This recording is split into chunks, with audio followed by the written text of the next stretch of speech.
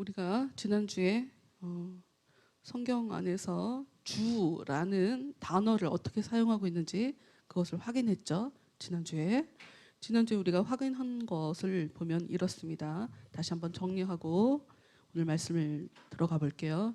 지난주에 우리가 같이 함께 살펴본 바에 의하면 우리가 예수님을 주라고 표현하는데, 이 주라는 단어가 사람들 간에 서로 존중하는 표현으로서 이 주를 사용했다. 특히나 유대인이 아닌 그냥 이스라엘을 지금 다스리고 있는 로마 사람인 빌라도에게 주라고 표현한 것도 우리가 함께 봤고, 부활한 예수님을 알아보지 못하고 동산지기인 줄로 착각한 마리아가 예수님을 주라고 표현했던, 예수님이 아니라 그냥 동산 관리, 묘지 관리하는 사람인 줄 알았던 마리아가 그 사람을 주라고 불렀던 것, 그리고 로마 황제도 주라고 불렀었고, 노예가 주인을 주라고 불렀었고, 제자들이 선생님에게 주라고 불렀었고, 아내가 남편을 주라고 불렀으며, 이렇게 상대방을 좀 존경하는 의미로, 존중해주는 의미로 주라는 호칭을 사용했다라는 것을 확인을 했어요. 오늘은 이걸 더 봐야죠. 이 주라는 단어는 특히 성경에서 예수님이 이야기하시는 장면을 볼 때 주와 선생이란 단어를 같이 놓고, 예수님이 나는 너희들의 주와 선생이다 라고 표현하시면서 예수님이 얘기하시는 것을 볼 때 이 주라는 단어가 이 선생이란 단어와 좀 비슷하다라고 하는 것을 우리가 그것도 봤단 말이에요. 예수님 스스로가 제자들의 발을 씻겨주시는 장면, 그때 나는 주와 선생이 된다. 근데 그럼에도 불구하고 예수님을 주가 아닌 선생이라고, 그러니까 예수님 입장에서는 사람들에게 나는 주와 선생이다 라고 얘기했지만, 그런데 예수님께 나와서 선생님이라고 부른 자들의 모습을 볼 때 그들은 예수님을 믿음의 대상으로는 보지 않았다는 것을 알 수가 있죠. 그냥 도움을 받고 가르침을 받고 하는 그런 존재로 보더라. 주라는 단어로 예수님을 부르지만 그저 예수님을 높으신 선생님이란 의미로 부른 자들이 있었는데, 이제는 이제 그 의미가 제대로 변하게 되는 변곡점, 그러니까 변하게 되는, 그러니까 예수님을 주님이라고 부르면서 마음속으로는 선생님이라고 부르는 굉장히 많은 사람들이 있었단 말이죠.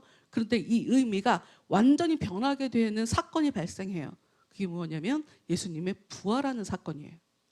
예수님이 부활하는 사건을 이후로 사람들이 예수님을 부르는 주라는 단어는, 전에는 선생이라는 의미가 강했다면 이제는 신에 대한 호칭, 하나님에 대한 호칭으로 이제 바뀌게 된 거예요. 글자는 변한 게 없어요. 똑같이 주라고 불러요. 그러나 의미가 완전히 변하게 되는 거죠. 우리가 요한복음 20장 말씀을 함께 살펴보도록 할게요. 요한복음 20장 말씀 함께 보도록 하겠습니다. 11절 말씀.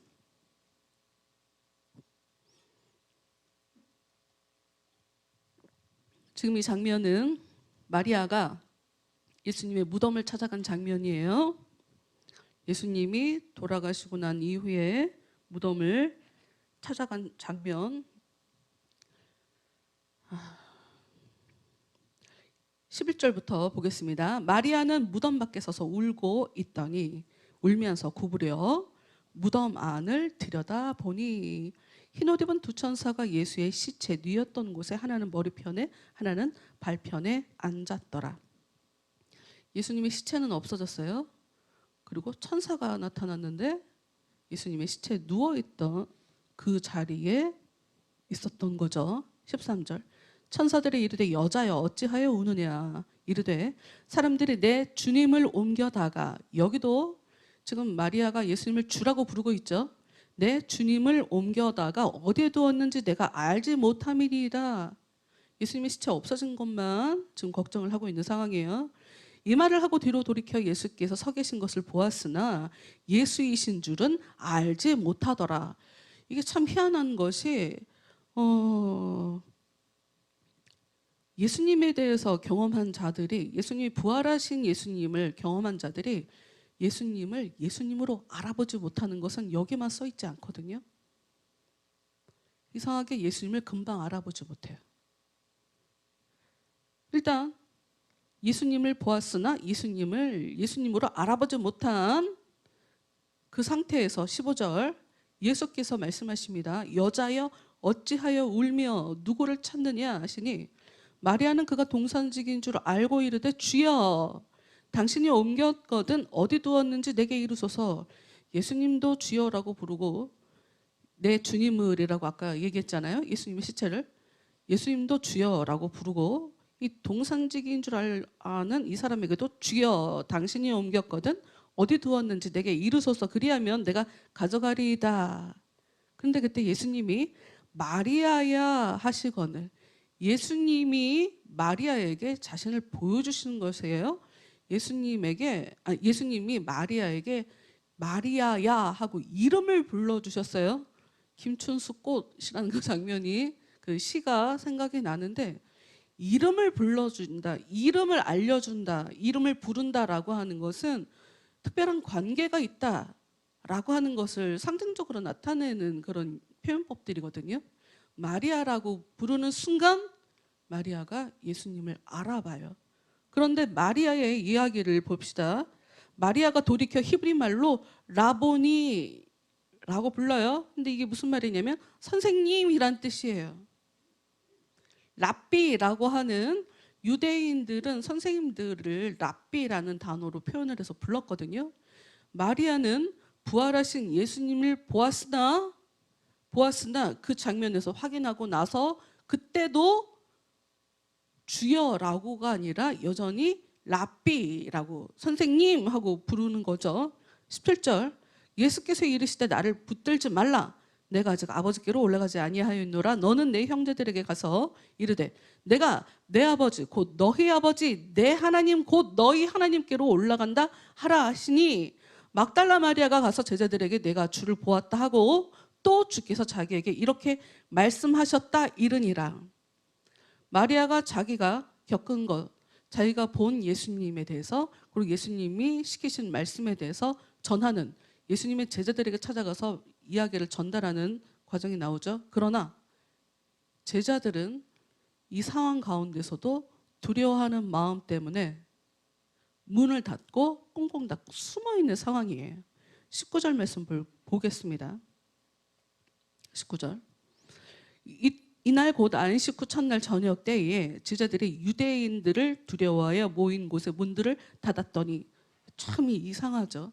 예수님은 지속적으로 당신께서 죽음 이후에 다시 살아날 것에 대해서 얘기를 했어요. 그러면 예수님을 봤다라고 하는 마리아의 증언이 있었을 때 제자들은 두려워하지 않는 것, 예수님이 진짜였구나라고 놀라워하고 반가워하고 오히려 이렇게 기쁨에 들떠야 함에도 불구하고 이들은 유대인을 두려워했어요. 우리들도 예수님을 죽인 것처럼 우리들도 붙잡아가서 죽이게 될까 봐 유대인들이 두려워서 숨어 있는 상황이에요. 근데 그때 예수님께서 직접 나타나세요. 예수께서 오사 가운데 서서 이르시되 너희에게 평강이 있을지어다. 이 말씀을 하시고 손과 옆구리를 보이시니 제자들이 주를 보고 기뻐하더라. 예수께서 또 이르시되 너희에게 평강이 있을지어다. 아버지께서 나를 보내신 것 같이 나도 너희를 보내노라. 무슨 일인지 모르겠지만 예수님께서 마리아에게는 아직 나를 만지지 마라. 내가 아직 아버지께 올라가지 않았다. 부활하신 예수님께서 그렇게 말씀을 하세요. 그러더니 갑자기 제자들에게 나타나신 예수님의 모습은 마치 하나님처럼 역사하세요. 숨을 내쉬면서 평강이 있을지어다. 이게 하나님께서 인간들에게 은혜를 주시는 것, 생명을 주시는 그 모습을, 그 액션을 예수님도 같이 좀 따라 하시는 거거든요. 평강이 있을지어다. 22절, 이 말씀을 하시고 그들을 향해서 숨을 내쉬며 이르시되 성령을 받으라. 너희가 누구의 죄든지 사하면 사하여질 것이요 누구의 죄든지 그대로 두면 그대로 있으리라 하시니라. 그런데 이 자리에 예수님의 제자 중에 하나인 도마라는 사람이 참석하지를 못했었어요. 이 사람 얘기가 뒤에 이어집니다. 계속해서 읽어볼게요. 12제자 중에 하나로서 디두모라 불리는 도마는 예수께서 오셨을 때에 함께 있지 아니한지라. 다른 제자들이 그에게 이르되 우리가 주를 보았노라 하니 도마가 이르되 내가 그의 손의 못자국을 보며 내 손가락을 그 못자국에 넣으며 내 손을 그 옆구리에 넣어보지 않고는 믿지 아니하겠노라 하니라. 이 참 희한한 것이 이 사람들은 의심으로 너무 가득 차서 마리아도 제자들에게 예수님이 살아나신 것을 봤다라고 할 때 제자들이 못 믿었고, 예수님의 방문을 받은 제자들이 이야기를 전달했을 때 그 자리에 함께 없었던 도마가 또 믿지 못하고, 이게 무슨 의미겠어요? 여러분, 이 믿음이라는 것은 예수님께서 주셔야 믿음이 생겨나요. 예수님께서 이렇게 은혜를 주셔야, 만나 주셔야, 성령을 받아라 라고 하는 은혜로 역사해 주셔야 믿음이라는 게 생기는 거예요. 예수님께서 역사해 주시지 않을 때는 예수님을 보고도 예수님을 못 알아봤잖아요. 근데 예수님이 말씀하시니까 예수님을 어떤 분인지 알게 되잖아요. 아무리 사람들에게 내가 겪은 예수님이 이런 분이다, 내가 살아계신 예수님을 경험했다라고 얘기해도 자기가 직접 겪어보지 않고는 예수님의 부활하심을 인정할 수 없는 것이 인간의 이 연약함이죠. 인간의 어찌 보면 악함이죠. 성경에서 하나님을 믿지 않는 것을 성경은 악하다고 얘기해요. 내가 믿음 없는 것을 여러분 스스로가, 여러분은 여러분의 믿음 없음을 심각하게 고민을 해봐야 돼요. 지금 예수님이 여러분에게 은혜를 주셨는데 여러분들이 안 받아들인 거예요? 아니면 아직 때가 안 돼서 여러분에게 믿음을 아직 안 주신 거예요? 둘 중에 하나일 텐데, 어차피 나를 믿음의 세계로 이렇게 가게 하시는 진보의 과정, 성장의 과정을 더욱더 깊게 하나님을 알게 되는 그 과정에 지금 나를 역사하고 계시는 하나님이라면 나에게 믿음을 주셔야 되는데 나한테 왜 믿음을 안 주시는 거죠? 여러분 심각하게 고민해 보셔야 돼요. 그리고 이걸 가지고 기도하셔야 돼요. 이 도마는 난 믿어지지 않는다, 믿을 수가 없다, 내가 확인해 보지 않고는 내가 못 믿겠다라고 얘기했죠. 여러분이 이것이 어떻게 보면 3년 동안 자신의 모든 생업을 포기하고, 여러분 이 사람들은 예수님을 3년 동안 따라다닌 사람들이에요. 가정을 돌봐야 될 사람들인데 생업을 다 포기하고 예수님이 이 나라를 로마의 압제로부터 구원시킬 메시아다라고 하는 믿음을 가지고 예수님을 따라다녔던 사람들이라고요. 그런데 믿음이 없어도 이렇게 없는 거지. 믿음이 없으니까 혼나야 되죠. 나쁜 사람인 것 같죠. 부족한 사람인 것 같죠. 여러분 그렇지 않아요. 왜? 믿지 못하겠다고 이야기를 하는 바람에 예수님이 믿을 수 있도록 도와주셨어요. 이게 중요하죠. 나는 믿어지지 않은데 혼자 고민하는 거 아무 의미 없어요. 예수님, 저는 왜 믿음이 없습니까? 저 사람에게는 깊게 만나주시는 것 같은데 저에게는 왜 깊게 안 만나주십니까? 저의 이름을 불러주시긴 합니까? 이런 걸 여러분께서 물어보셔야 돼요.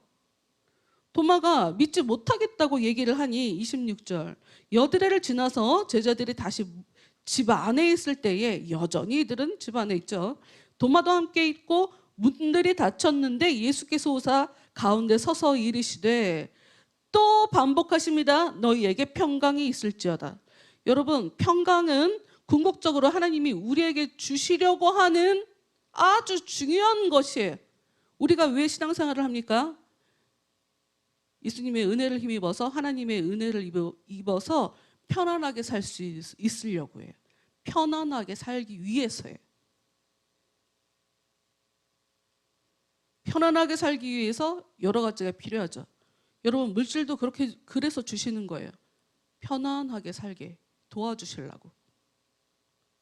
평강이 있을지어다 하고 도마에게 이르시되, 도마가 안 믿는 것을 제자들에게 얘기했지 예수님한테 찾아가고 못 믿겠습니다라고 얘기하지 않았지만 예수님 이미 아시고 도마에게 말씀하세요. 내 손가락을 이리 내밀어 내 손을 보고 내 손을 내밀어 내 옆구리에 넣어보라. 도마가 말한 대로 디테일하게 확인을 시켜주십니다. 그리하여 믿음 없는 자가 되지 말고 믿는 자가 되라. 예수님은 우리에게 믿기를 원해요. 요한복음은 얘기해요. 무엇이 하나님이 계속 일을 하신대요. 예수님도 그래서 하나님의 아들이기 때문에 일을 한대요. 예수님은 하나님이 하시는 일을 하는 하나님의 아들이거든요. 근데 무슨 일을 하냐? 믿는 게 일이래요. 그게 무슨 얘기냐면 사람들을 믿게 하는 일을 하는 예수님이 하나님 보실 때 예수님은 지금 일을 하고 있는 거예요. 내가 나를 보며 내가 믿음이 없구나 라고 해서 믿기 위해서 기도도 하고 은혜도 구하고 예수님을 알기 위해서 열심히 배우고 하는 이런 모든 행동들이 예수님이 보실 때는 나를 어떻게 바라보시는 거냐면 쟤는 지금 일을 하고 있구나 이렇게 바라보시는 거예요.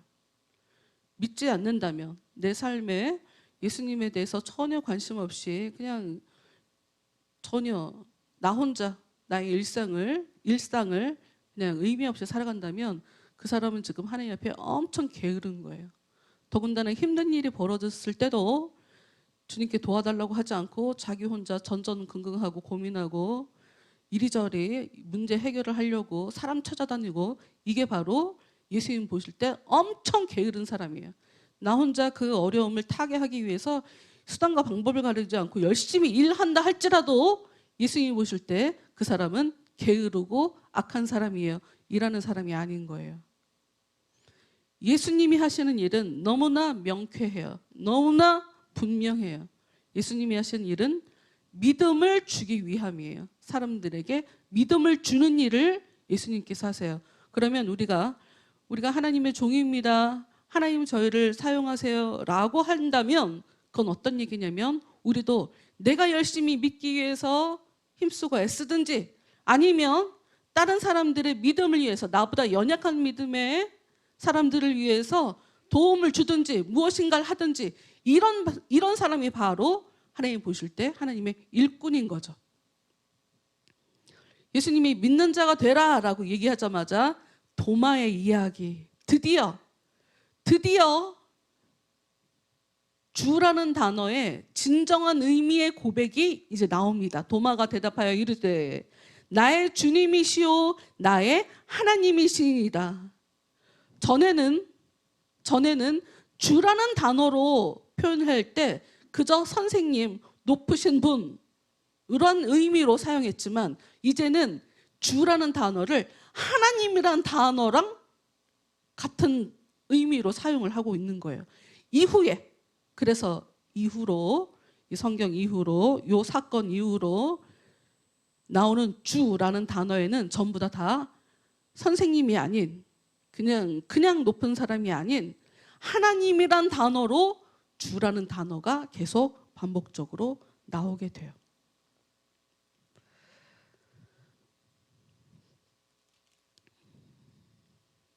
사도행전 2장에 보면 이제 요한복음 뒤에 사도행전이라는 것이 나와요. 사도행전 2장에 보면 이제 바울이 처음 설교하는 장면이 있거든요. 예수님에 대해서 표현하는 말이 있는데 저는 볼 건데 사도행전 2장 36절에 이런 말이 써 있어요. 그런즉 이스라엘 온 집은 확실히 알지니 너희가 십자가에 못 박은 이 예수를 하나님이 주와 그리스도가 되게 하셨느니라. 베드로가 하는 첫 설교를 보니 베드로도 여러분 이전까지 예수님을 주라고 얘기를 했어요. 그러나 베드로가 얘기했던 주라는 의미는 베드로도 그냥 선생님이니까 어른으로 이렇게 표현을 했다가 처음 설교하는 장면을 보니 예수님을 그리스도로, 그러니까 자신들의 영혼을 구원할 신적인 존재로 예수님을 이야기하고 있는 거예요. 근데 여기서 이 베드로의 주라는 단어, 그러니까 예수님을 부르는 호칭에 대해서 얼마나 큰 변화가 일어나는지를 요한복음 21장 여기를 한번 읽어보면서 한번 살펴볼게요. 2절부터 보도록 하겠습니다. 요한복음 21장 2절부터. 시몬 베드로와 디두모라 하는 도마와 갈릴리 가나 사람 나다네엘과 세베대의 아들류가 또 다른 제자 둘이 함께 있더니 시몬 베드로가 나는 물고기 잡으러 가노라. 예수님이 이제 다시 살아나셨지만 뭘 해야 될지 모르죠. 그동안은 예수님이 이 나라를 구원하실 줄 알고 이 나라를 독립시켜서 이렇게 왕의 자리에 가면 그 왕 밑에서 정치를 하는 정치인, 높은 재상 뭐 이런 것이 될 줄 알고 열심히 예수님을 따라다녔다가 그게 아니라는 것을 확인하고 예수님이 살아나셨긴 했지만 이제 그럼 내가 다시 내 삶을 살아야지 이러고 자신의 일상으로 자기 원래 직업으로 돌아가요. 어부의 삶으로 돌아가는 거죠. 근데 이제 시몬 베드로가 워낙 대장이었어서 그때도 앞섰던 것처럼 이 사람이 물고기 잡으러 간다니까 이 사람들도 다 베드로를 따라 가게 됩니다. 시몬 베드로가 나는 물고기 잡으러 가노라 하니 그들이 우리도 함께 가겠다 하고 나가서 배에 올랐으나 그날 밤에 아무것도 잡지 못하였더니 날이 새어갈 때에 예수께서 바닷가에 서셨으나 제자들이 예수이신 줄 알지 못하느니라. 참 희한하죠.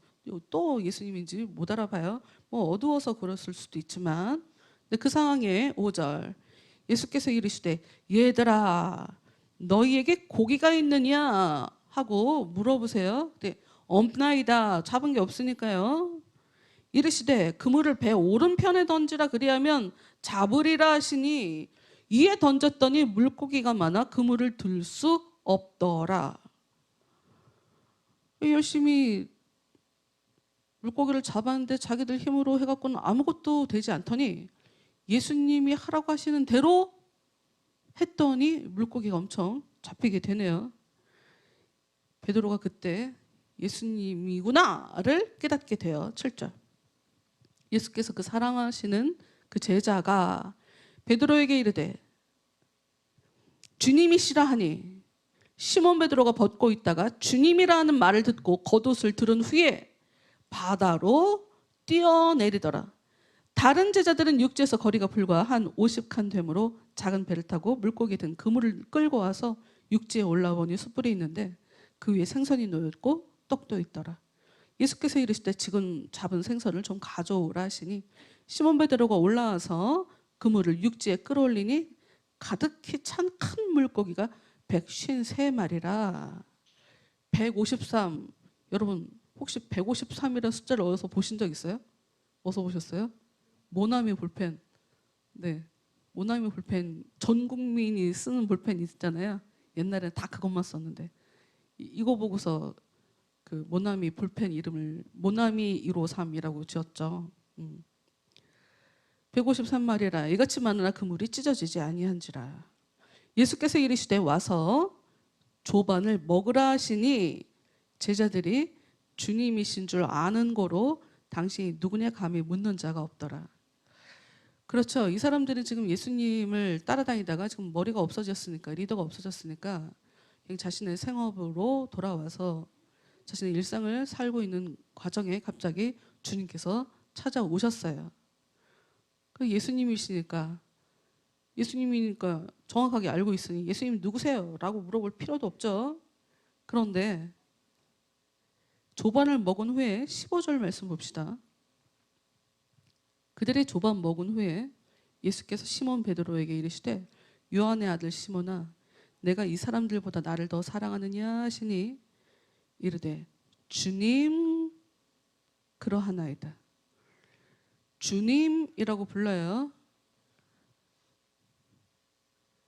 전에 베드로가 예수님을 주라고 불렀을 때는 그냥 선생님이라는 의미예요. 그러나 이제 이 사람이 주님이라고 불렀을 때는 뉘앙스가 완전히 달라진 거예요. 더군다나 이 베드로는 예수님이 붙잡히신 그 상황에 예수님을 3번이나 모른다고 부인합니다. 저는 몰라요. 왜? 안다고 그러면 나도 죽일 거니까. 심지어 3번째 아니 난 몰라요 라고 3번째 대답할 때는 예수님을 저주하기까지 해요. 주님이라고 부르지만 주인이라는 의미가 아니에요. 그냥 내가 따랐던 선생님이었죠. 그러니 주인이 원하는 대로 움직이는 노예나 그의 하수인이나 이런 의미가 아니라 그냥 내가 나를 지켜야 되니까 예수님을 저주하면서까지 난 모른다고 얘기했던 그런 베드로죠. 그런 베드로에게 예수님이 기회를 주시는 거예요. 똑같이 3번을 물어보세요. 3번을 모른다라고 얘기했던 베드로에게 3번을 물어보시는 거예요. 그런데 베드로의 대답은 주님 그러합니다. 네가 이 사람들보다 나를 더 사랑하느냐? 주님 그렇습니다. 내가 주님을 사랑하는 줄 주님께서 아시나이다. 그렇죠. 베드로의 마음에 이기적이기만 했겠어요. 예수님 걱정하는 마음도 있었죠. 그러나 자기도 모르게 겁이 나니까 죽을 것 같은 상황이 오니 예수님을 저주하고 모른다고 얘기했지만 자기 마음에 예수님을 사랑하는 마음이 왜 없겠어요. 그래서 이제 예수님에 대해서 질문하실 때 예수님이 더 잘 아시지 않습니까? 예수님 주님 사랑해요 라고 얘기를 하죠. 그런데 예수님의 대답이 내 어린 양을 먹이라. 왜 얘기하세요? 네가 나를 정말 사랑한다면, 네가 나를 주님이라고 생각한다면 너를 위해 살지 말고 다른 사람을 위해서 살아. 내가 원하는 일을 해. 내가 시키는 일을 해. 얘기하는 거예요. 여러분, 이게 바로 주인과 종의 관계죠. 예수님을 주라고 표현하지만, 예수님을 주라고 부르지만 어떤 사람들은 그냥 높은 사람이니까 주님이라고 불러요. 선생님이니까 주님이라고 불러요. 그런데 예수님이 얘기하는 주는 그런 의미가 아니라는 거예요. 네가 나를 주님으로 여긴다면 내가 원하는 대로 살아. 내가 시키는 일을 해. 너보다 연약한 영혼들을 네가 섬겨야 돼. 사명을 새로 주시는 거예요. 또 2번째 16절. 또 2번째 이르시되 요한의 아들 시몬아 내가 나를 사랑하느냐. 또 물어봐요. 하시니 이르시되 주님 그러하나이다. 내가 주님을 사랑하는 줄 주님께서 아시나이다. 똑같이. 근데 예수님의 대답은 또 똑같습니다. 내 양을 치라. 3번째 이르시되 요한의 아들 시몬아 내가 나를 사랑하느냐. 참 예수님 재밌죠. 3번 부인했다고 3번 다시 회복할 수 있게. 실은 예수님 제가 예수님을 사랑합니다 라고 고백할 수 있게 또 똑같이 3번을 물으시는 이게 참 재밌어요. 3번째 이르시되 요한의 아들 시몬아 내가 나를 사랑하느냐 하시니 주께서 3번째 내가 나를 사랑하느냐 하심으로 베드로가 근심하여 이르되 주님 모든 것을 아시오매 내가 주님을 사랑하는 줄을 주님께서 아시나이다. 여러분 대답하는 것을 잘 보세요. 주님 제가 주님을 사랑합니다. 주님을 사랑합니다. 주님을 사랑합니다. 라고 얘기하는 거 아니라 제가 주님을 사랑한지는 주님께서 아십니다. 주님께서 아십니다. 주님께서 아십니다예요. 이게 어떤 의미예요? 판단도 주님이 하시는 거죠. 내가 어떤 마음인지는 나보다 주님이 더 잘 아십니다. 이런 얘기를 하는 거죠. 저 주님을 사랑하는데 왜 저를 못 믿으세요? 이런 얘기가 아니죠. 제 마음이 어떤지는 주님이 더 잘 알고 계십니다. 똑같은 얘기를 계속 물어보고 또 물어보고 또 물어보면 왜 자꾸 물어보세요 라고 할 수 있지만 그렇지 않죠. 진심. 내가 주님에 대해서 부인했지만 3년 동안 내 모든 것을 버리고 주님을 따를 만큼 내 안에는 주님을 정말 사랑하는 마음, 주님을 위해 드리는 마음, 주님을 믿어드리는 그런 마음이 있는 것을 주님께서 더 잘 알고 계십니다 라는 얘기예요. 그랬더니 주님이 내 양을 먹이라.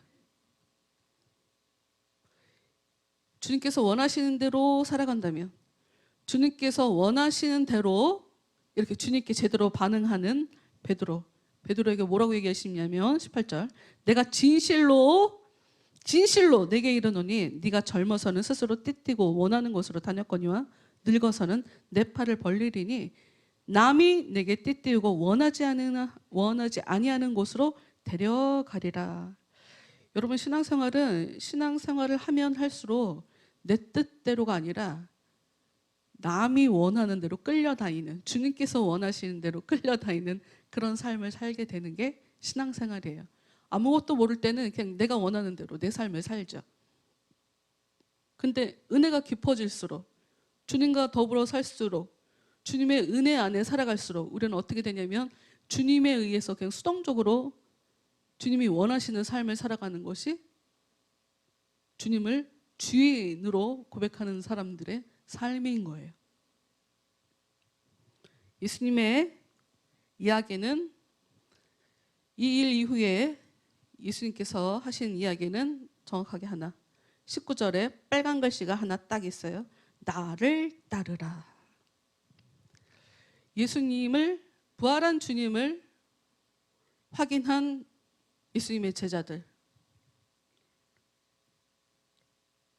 이들의 삶은 이후로 예수님을 따르는, 정말 예수님을 주인으로 모시고 자신들은 하인처럼 살아가는 그런 삶을 살아가게 되는 거죠. 주님이란 단어로 여러 가지 의미를 가지고 성경이 사용하고 있어요. 똑같은 글자로 부르고 있지만 오늘 끝내려고 그러는데 다음 주에 한 줄을 더 해야 될 것 같으네요. 다음 주에는 무엇을 보려고 하냐면, 그러면 과연 정말 이 사람들이 예수님이 살아계셨을 때는 예수님을 하나님과 동등한 의미로 주님이라고 부르지 않았나 하는 것을 다음 주에 볼 거거든요. 근데 아니에요. 이들이 예수님이 살아계셨을 때도 예수님을 하나님이랑 비슷한 의미의 주로 고백한 일들이 굉장히 반복적으로 많이 나와요. 되게 이상하죠? 뭐가 이상하냐면 자기들이 주라는 단어로 예수님을 부르면서도 자기들은 어떤 의미로 주라는 단어로 예수님을 부르고 있는지 자신들 스스로도 자각하지 못하며 살아갔던 것 같아요. 어떤 때는 믿었다가 어떤 때는 믿지 못했다가, 믿는 것 같은데 믿지 못했죠. 그러나 여기서 중요한 거 하나, 그러나 때가 될 때 주님께서 이들에게 믿음을 주신다는 거예요. 은혜를 주셔서, 직접 나타내 주셔서 믿음을 주시고 은혜를 주시고 못 믿겠습니다 라고 하니 그 이야기 그대로 믿을 수 있도록 도와주셔서 예수님에 대해서 제대로 주님이라고 고백할 수 있도록 만들어버리시는 예수님의 역사, 우리는 이게 중요하죠. 여러분이 일주일 동안에 예수님을 내가 어떤 의미로 주라고 얘기하는 걸까를 고민해 보세요. 그냥 교회에서 사람들이 주라고 얘기를 하니까 나도 그냥 주라고 그냥 입에 붙어갖고 그렇게 얘기하는 것일 수 있어요. 예수님이라고 할 때 다른 사람들이 예수님이라고 하니까 나도 예수님이라고 아무 생각 없이 얘기하는 것일 수 있어요. 예수님 앞에 나와 예수님과 1대1의 관계에서 내가 예수님께 주님이라고 진심으로 고백할 수 있는지 여러분 스스로가 여러분의 마음을 깊게 들여다봐야 해요. 내가 어떤 의미로 주님을 주님이라고 부르는지.